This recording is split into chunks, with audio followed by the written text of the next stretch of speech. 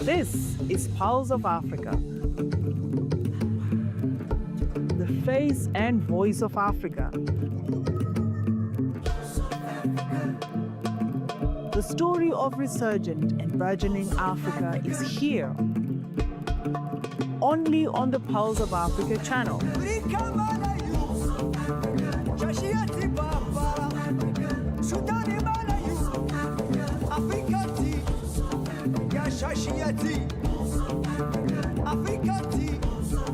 Pulse of Africa, the face and voice of Africa.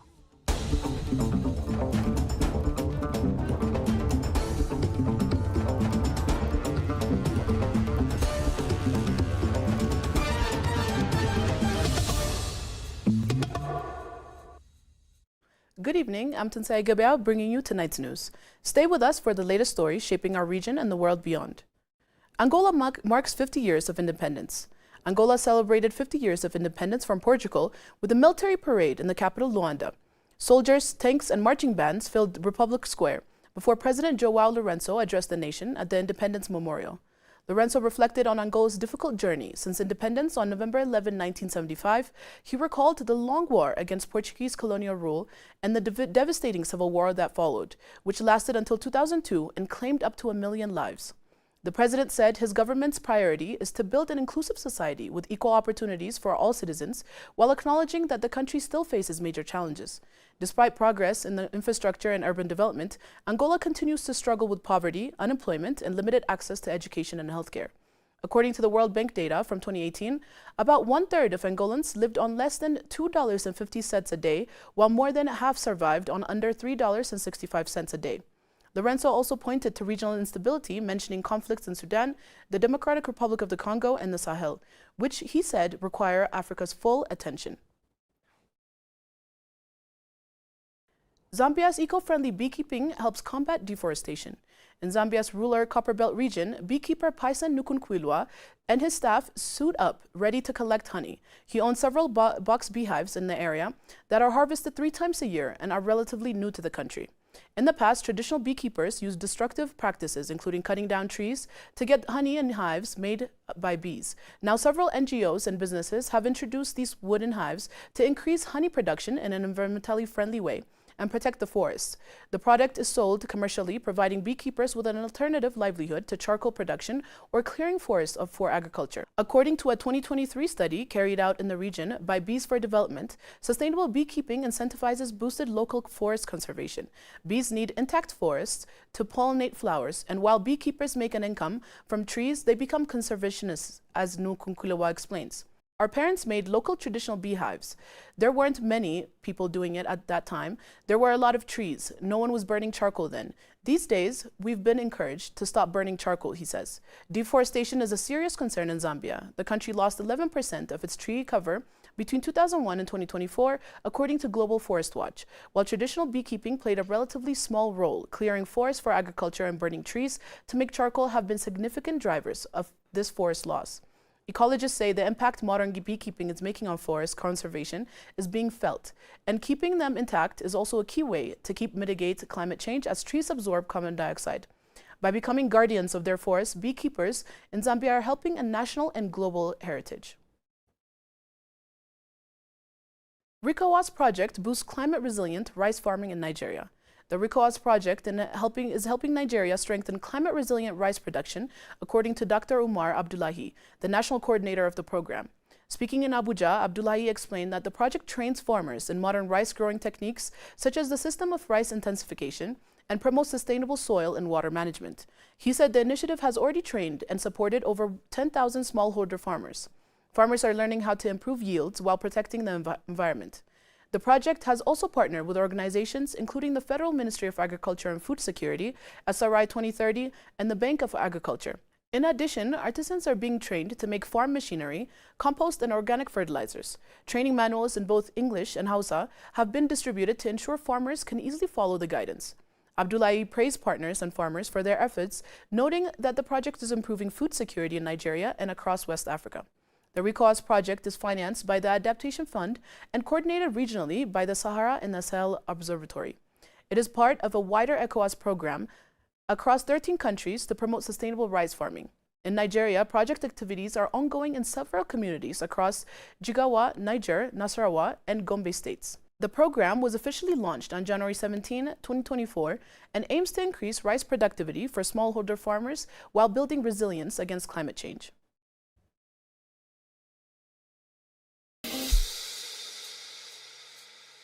This is Africa,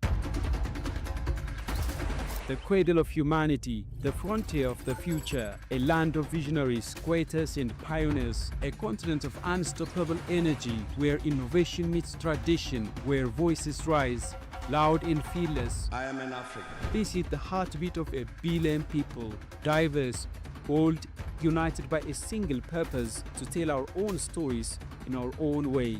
No borders, no barriers, no filters. A new era of African storytelling is here. From every corner of the continent, from the bustling cities to the quiet villages, we tell Africa's story by Africans for the world. This is the land of a rising Africa, where Africa speaks and the world listens. This is why today we bring you POA, Pulse of Africa, the face and voice of Africa.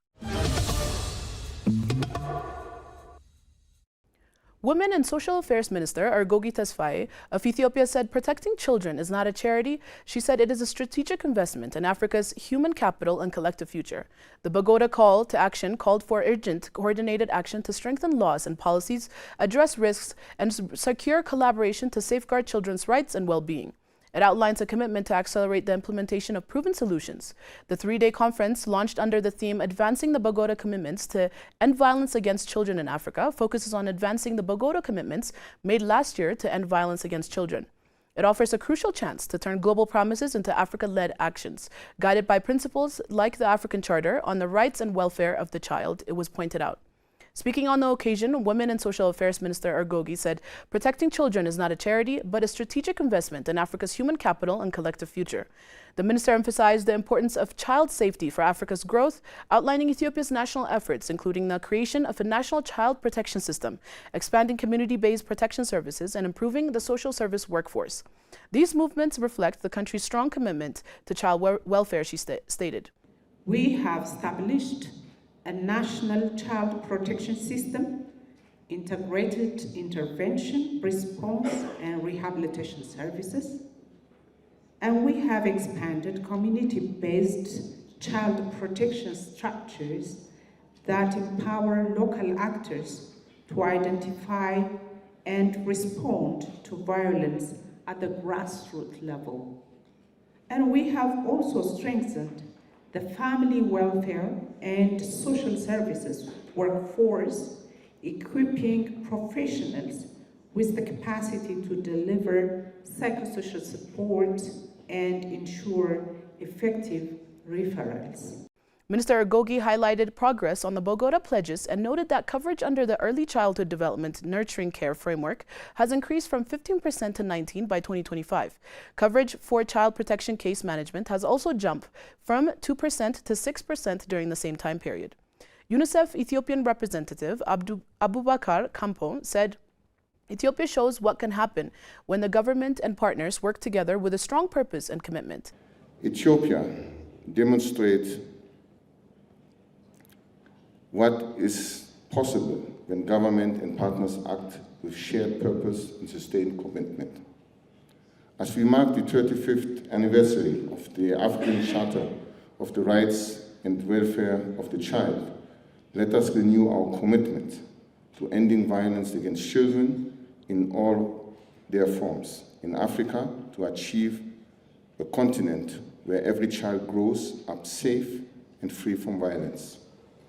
Together, we can and must be the generation that delivers in an Africa where every child grows safe, free, and full of possibilities. WHO Ethiopia representative Kasolo Francis stressed that the need to transform promises into actions. The promises we make need to turn into real steps, and these steps should lead to real changes, he said. The World Health Organization emphasizes that violence prevention is not peripheral to health. It is integral. Health facilities are often the first point of contact for children affected by violence.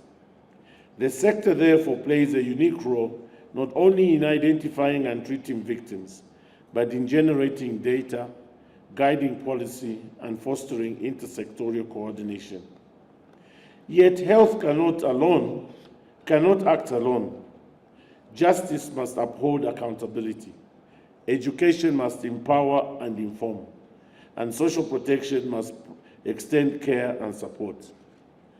Ending violence against children demands, therefore, a whole of society and a whole of government approach, underpinned by strong governance, sustainable financing, and community ownership. He praised countries like Zambia and Ghana for progress in integrated child protection systems. For Ikram Siraj, a child rights advocate and former child parliamentarian, poverty itself is a form of violence and urged governments to not depend on outside help to keep us safe. I ask you to move from commitments to actions. We call on our leaders and the people sitting here to prioritize preventions, invest in parenting programs, promote positive discipline, and strengthen the community-based networks that protect us from harm before it happens. Empower child and youth voices. Expand and crucially resource child parliamentarians, child groups, youth platforms, so we are able to influence the national and the regional agendas that decide our future. The conference aims to build a clear, actionable strategy focused on safety and support for all African children. The spirit of Ubuntu, I am because we are, will guide Africa toward a future where no child is left behind.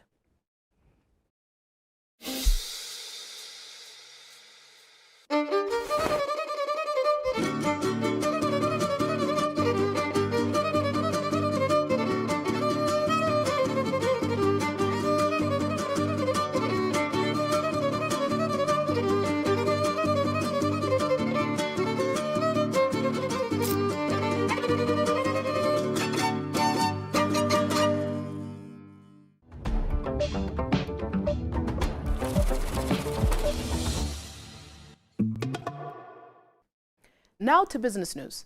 The International Monetary Fund said Senegal retained its sovereign right to decide how to deal with its debt. It made the comments after discussing various options with Dakar on how to address the country's significant debt vulnerabilities. The IMF said the policy talks last week were part of the organization's role to offer expert analysis and advice for government consideration. Prime Minister Ousmane Sonko said over the weekend that fund officials were pushing for a restructuring of the country's debt. Sonko added that the government had ruled this out as a way to address the current strain on the state's finances. Senegal has been facing difficulties since last year after the then new government disclosed hidden debts that are now estimated at more than $11 billion. This led to the IMF freezing a $1.8 billion financial support package for the West African economy. Securing an IMF financing program requires a government setting out a clear path to put its finances, including its debt burden, on a sustainable footing.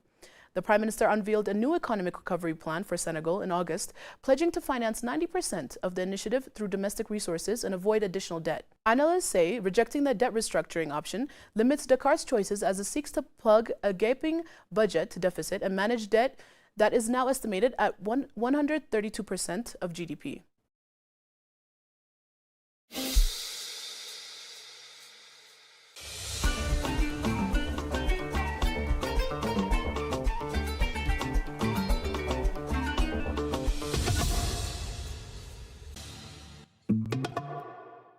Finally, Morocco approves $41.4 billion in investments to create 179,000 jobs.